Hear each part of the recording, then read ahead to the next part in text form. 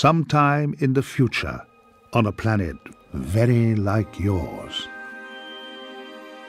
As the horizon darkened, rising stars swarmed to distant galaxies and gathered like bright white moths around the moon. The old tree shivered in the cold, rattling a skeleton's hand towards the one yellowed planet amongst them, a planet that had died.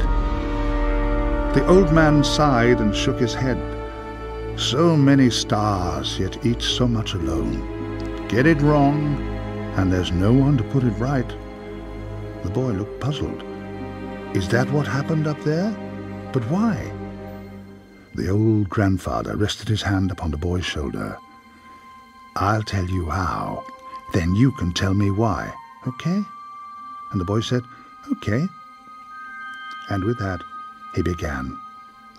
In the beginning, the world was all ocean. Storms raged in choking gas above the waves, which spat and writhed where lightning stabbed, and where winds stripped their very flesh.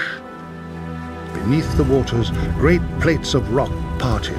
The freed fountains of lava caught and quenched, leaving charred fingers to point and hiss at the sulphurous sky. Elsewhere, colliding plates of rock buckled and rose to form the continents.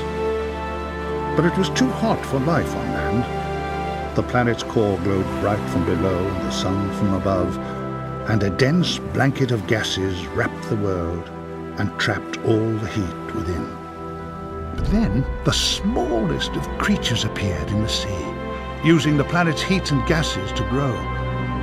And when they died, their bodies settled among the sediments of the sea, crushed to become oil. And so all the energy and gases the creatures had used to grow were trapped. And so the earth cooled. And as the earth cooled, plants began to appear. And they too used the planet's heat and gases to grow. And when they died, they lay beneath the swamps and soil and were crushed to form coal. And so the earth cooled yet more.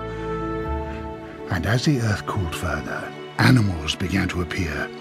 And the animals and plants grew in number and variety until the planet was alive with trees and flowers and fish and snakes and apes and birds and beetles and ultimately man. So far so good. By now, a balance had been reached. The plants used the gases from the air to grow and released them again, and they died. They trapped the heat of the sun, and what was left could escape through the clean, light air. Ice formed at the tips of the planet, and the sea levels fell.